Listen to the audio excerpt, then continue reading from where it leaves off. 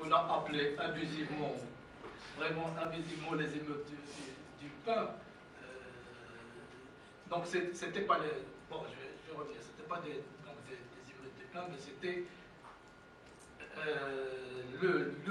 un des principaux syndicats qui est de la CDT.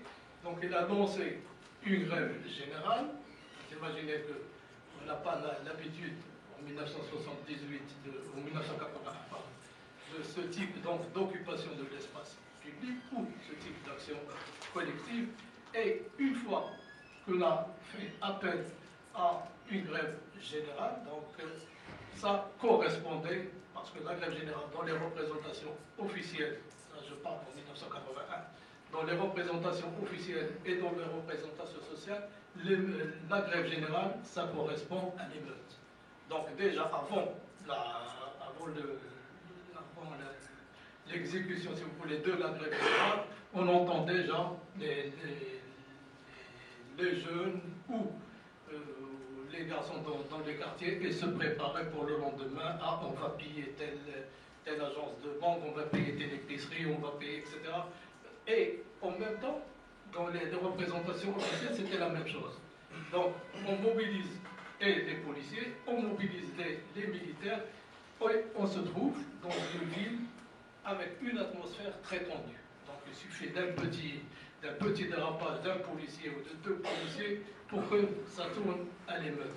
Donc, ce n'est pas une émeute d'État, c'est plutôt une atmosphère donnée qui encourage au cas où il y a un dérapage, parce qu'à chaque fois qu'il y a un dérapage, des flics qui tabassent, des policiers qui tabassent un jeune ou deux jeunes ou trois jeunes, sans parler de ces deux jeunes, on est en train de...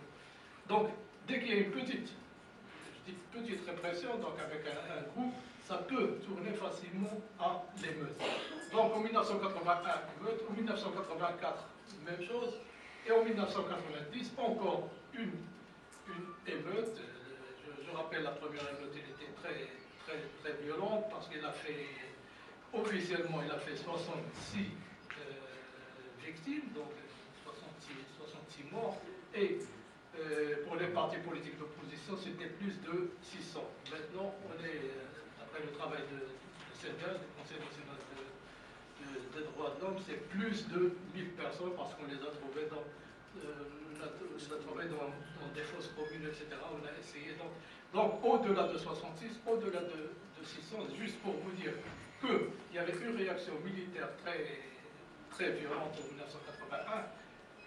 Casablanca, en 1981, n'a pas bougé tout simplement parce qu'il y avait le congrès islamique qui s'organisait à Casablanca. Donc vous imaginez, toute la ville a été encerclée 2 semaines avant par les militaires et les policiers, etc.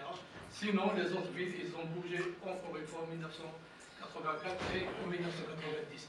Donc c'est une décennie, si vous voulez, des émeutes. Donc l'occupation de l'espace public par la force. Et d'une manière inorganisée, donc d'une manière spontanée, et sans, ça c'est aussi, et là je reviens à la définition initiale de l'émeute, sans revendication sociale. Il n'y avait pas de revendication sociale, parce qu'il n'y avait pas d'acteurs derrière l'émeute, et les syndicats, bien sûr, ils ont condamné les émeutiers. C'était pas...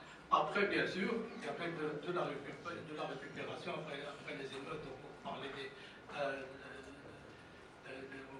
on essaie de récupérer ça, donc les victimes, etc.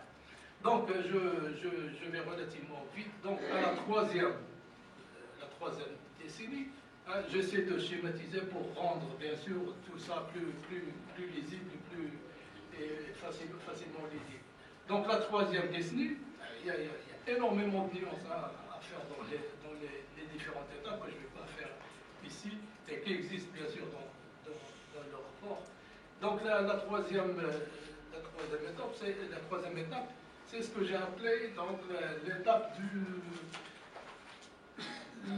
si vous voulez, les mouvements sociaux cherchent à tester donc l'attitude du pouvoir une fois qu'ils veulent occuper l'espace public. Et ça a duré entre 91 et 95.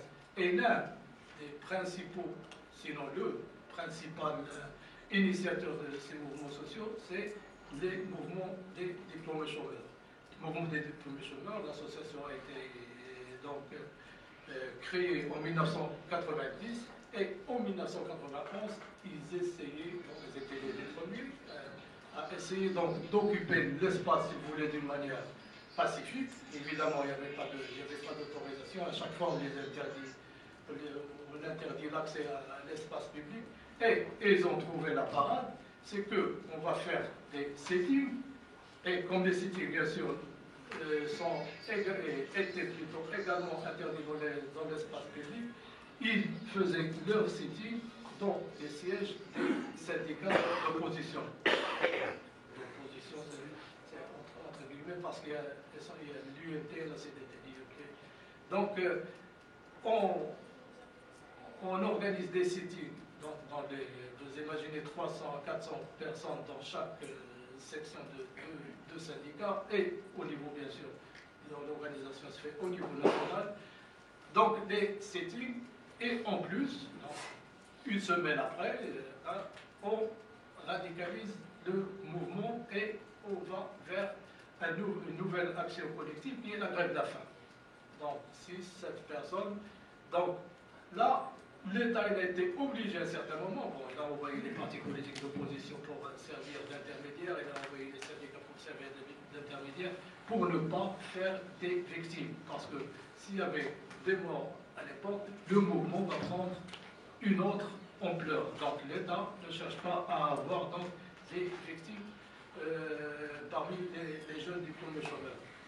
Donc, à chaque fois, on testait l'espace public, à chaque fois, on testait plutôt l'occupation de l'espace public, et à chaque fois, ils étaient automatiquement réprimés jusqu'à 1994, où on a assisté à un mouvement, toujours des diplômés chômeurs, ils étaient une centaine, et ils ont décidé en 1995 d'occuper l'espace public, donc devant le ministère de l'Éducation nationale. Ils sont restés, donc une centaine de personnes, que ça pleuve, que ça vente, qu'il fasse chaud, etc. Ils étaient là, et à chaque fois, ils étaient réprimés, et à chaque fois, ils retournaient dans l'espace public, et ça a duré 9 mois, donc ce jeu entre les autorités locales et les diplômés chômeurs.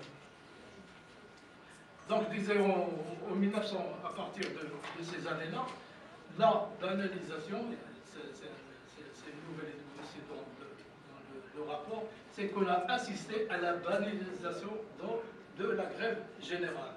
Donc, on a fait, en 1991, on a fait appel à une grève générale, et ça s'est passé d'une manière pacifique, donc il n'y avait pas de réaction, il n'y avait pas d'émeutes, c'était donc pendant les années 80. Donc à chaque fois qu'on fait appel à une grève sectorielle ou à une grève générale, ça se passait d'une manière pacifique. C'est pour ça que je parle donc de banalisation de la grève générale. La grève générale ne crée plus cette atmosphère tendue dans la ville, parce que d'une part, et c'est là l'idée principale, je crois, du rapport, c'est qu'on a essayé, donc depuis 1990, on a essayé d'instaurer une tradition d'occupation de l'espace public. C'est pour cela, et là je vais rebondir vers autre chose, juste pour ouvrir la parenthèse, c'est pour cela, j'imagine, parmi les facteurs qui n'ont pas déclenché, si vous voulez, une révolution au Maroc pendant le printemps arabe, c'est cette tradition donc de protestation pacifique, hein, même en 2011, le mouvement de février, bien sûr, il a occupé l'espace public, mais ça se passait d'une manière pacifique. Là, la tradition d'un côté de l'occupation de l'espace public, mais il ne faut pas oublier de l'autre côté la compétence ou l'amélioration de la compétence aussi des policiers. Donc les policiers aussi, ou la direction de la sûreté nationale, ont aussi commencé à avoir une tradition, comment donc disperser les manifestants, comment intervenir sans dégâts, sans faire de mort, etc. Donc des deux côtés, c'est pour cela en 2011, à Casablanca,